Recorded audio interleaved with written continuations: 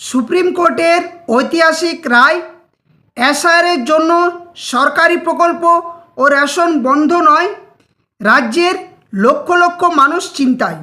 Hello friends, welcome to my YouTube channel the web education. So friends, এই মুহূর্তে আপনাদের জন্য একটা বিগ ব্রেকিং আপডেট শেয়ার করব। সেটা হচ্ছে এসআইআরে ফাইনাল লিস্টে যাদের নাম ডিটেল রয়েছে তারা কিন্তু রাজ্যের সমস্ত সরকারি প্রকল্পের সুবিধা সাথে সাথে রেশনের সুবিধা থেকে বঞ্চিত হচ্ছেন।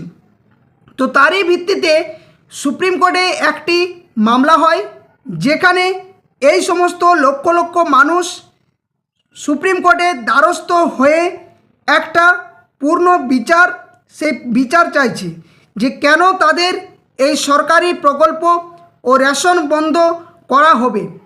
তো বর্তমান রাজ্য সরকার যেহেতু এই ব্যাপারে কড়া পদক্ষেপ নিয়ে রাজ্যের অন্নপূর্ণা যোজনা থেকে শুরু করে যুবসাথী প্রকল্প থেকে শুরু করে পিএম কিষাণ থেকে শুরু করে আয়ুষ্মান ভারত থেকে শুরু করে এমনকি রেশন পর্যন্ত যে বন্ধ বা যাচাই প্রক্রিয়ার মধ্যে দিয়ে তাদের দেওয়া হচ্ছে, অর্থাৎ পুরোপুরি সরকারি প্রকল্প এবং খাদ্য সুরক্ষার যে সমস্ত সুবিধাগুলো দরকার সেগুলো থেকে এই সমস্ত কর্মচারীরা বা এই সমস্ত মানুষেরা বঞ্চিত হচ্ছেন। তো কী তথ্য উঠে আসছে, কি মামলা, আদৌ কি সুপ্রিম কোর্ট কোনো রায় দিয়েছেন নাকি এই সমস্ত লক্ষ লক্ষ মানুষ বঞ্চিত থেকে যাবেন, চলুন ডিটেলস আলোচনা করা যাক। তো সকলে ভিডিওটি লাইক করবেন, বাকি সাথে শেয়ার করবেন, আর যারা চ্যানেল নতুন ভিউয়ার্স হয়েছেন অবশ্যই বলবো চ্যানেলটি সাবস্ক্রাইব করে পাশে থাকা বেল নোটিফিকেশন করবেন। তো দেখুন, মামলাটি হচ্ছে Mohibullah Mondal versus state of West Bengal and others মামলা।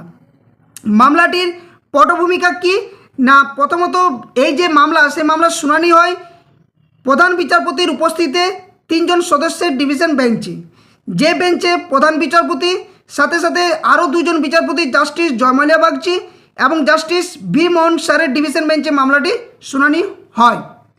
তো পটভূমি কি রয়েছে এই মামলার, না এই মামলার মূল যে পটভূমি সেটা হচ্ছে কি না, পশ্চিমবঙ্গে স্পেশাল ইন্টেনসিভ রিভিশন অর্থাৎ এসআইআর এর মাধ্যমে ভোটার তালিকা পুনর্বিবেচনা করা হয়, যেখানে এই প্রক্রিয়ায় বহু ব্যক্তির নাম ভোটার তালিকা থেকে বাদ পড়ে।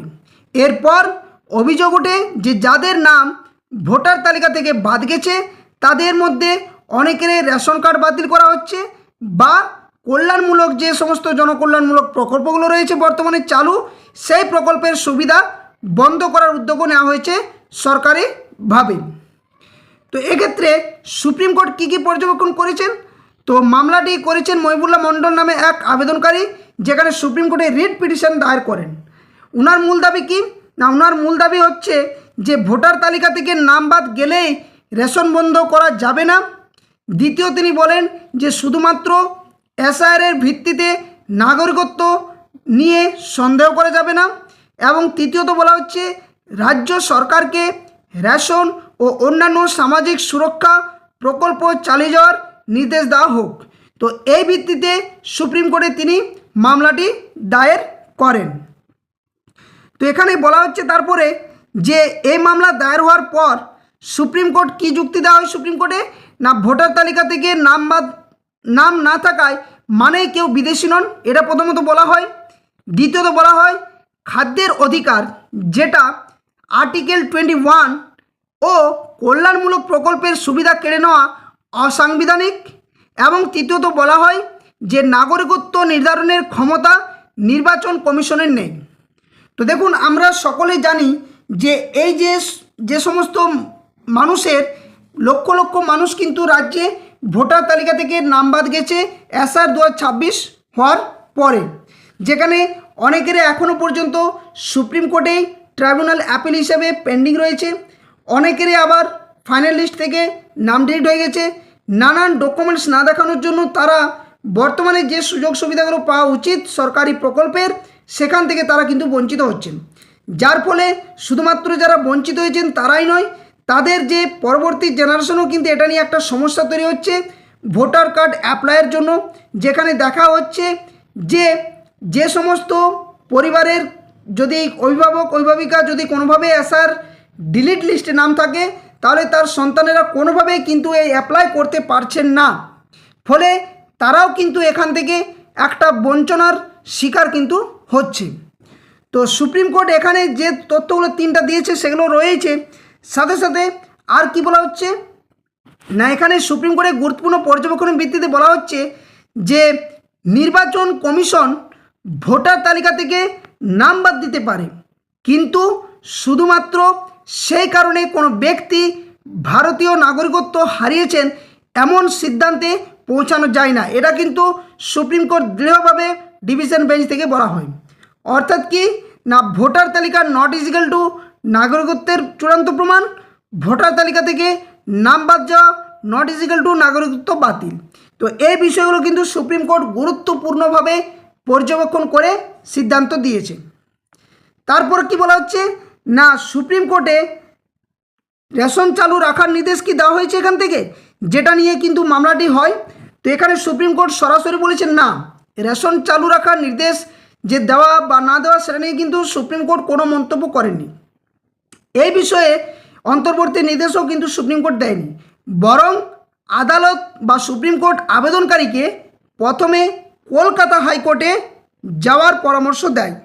কারণ প্রথমত কি না, বিষয়টি মূলত পশ্চিমবঙ্গ সরকারের প্রশাসনিক সিদ্ধান্তের সঙ্গে সম্পর্কিত, তাই প্রথমত কলকাতা হাইকোর্টে এই মামলার ব্যাপারে কিন্তু যে যাওয়ার সেটা কিন্তু নির্দেশ সুপ্রিম কোর্টের তরফ থেকে দেওয়া হয়।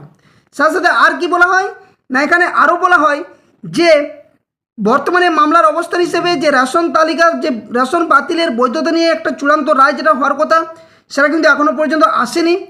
কলকাতা হাইকোর্টে বিষয়টি উত্থাপন করার পথ কিন্তু খোলা রয়েছে, এটাও কিন্তু সুপ্রিম কোর্ট জানিয়ে দেয়। অর্থাৎ অ্যাকসেপ্ট করতে হবে যদি মামলাটি হয়। সাথে সাথে ভোটার তালিকা থেকে নাম বাদ গেলে রেশন বা অন্যান্য প্রকল্প বন্ধ করা যাবে কি না সেই প্রশ্নও এখন বিচারাধীন হিসেবে রয়ে গেছে। অর্থাৎ চূড়ান্ত রায় এখনও পর্যন্ত হয়নি, বিষয়টি এখনও বিচারাধীন। তাহলে এই সমস্ত এই যে লক্ষ লক্ষ মানুষ যারা এসআরের ফাইনাল লিস্ট ডিটেল লিস্টের মধ্যে রয়েছেন তাদের কিন্তু একটা সমস্যা কিন্তু থেকে গেছে। আপনারা অনেকেই এটা থেকে অবগত রয়েছেন, আপনার পাড়া প্রতিবেশী সকলেই জানেন যে যেখানে এসআর তালিকা থেকে নাম বাদ দেখছে তখনই যে কোনো প্রকল্পের সুবিধা যখনই ভেরিফিকেশন করা হচ্ছে সেই সমস্ত ব্যক্তিবর্গদের নাম কিন্তু আর সেই প্রকল্পের সুবিধার মধ্যে রাখা হচ্ছে না। তো আদৌ কি এই সমস্ত মানুষেরা সরকারি প্রকল্পের সুবিধা থেকে পুরোপুরি বঞ্চিত হতে চলেছেন, নাকি সুপ্রিম কোর্ট এই ব্যাপারে পরবর্তীতে কোনো নির্দেশ দেবে, নাকি এই মামলা কলকাতা হাইকোর্টে দীর্ঘদিন শুনানি চলবে, নাকি কলকাতা হাইকোর্টও ঠিক একই কথা বলবে?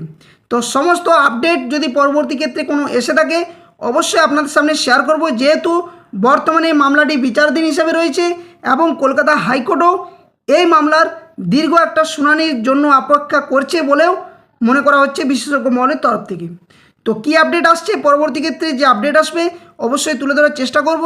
তাই সকলে ভিডিওটি লাইক করবেন, শেয়ার করবেন, আর চ্যানেলে যারা নতুন ভিউয়ার্স রয়েছেন অবশ্যই বলবো চ্যানেলটি সাবস্ক্রাইব করে পাশে থাকা বেল নোটিফিকেশন করবেন এই ধরনের গুরুত্বপূর্ণ নিউজ আপডেট নোটিফিকেশন সংক্রান্ত তথ্য পাওয়ার জন্য। তো ভিডিওটি বেশি লেন্থি করছি না, ধন্যবাদ, জয় হিন্দ, সকলে সুস্থ থাকুন, ভালো থাকুন। পরবর্তী আপডেট পাওয়ার জন্য অবশ্যই চ্যানেলের পাশে থাকবেন। ধন্যবাদ।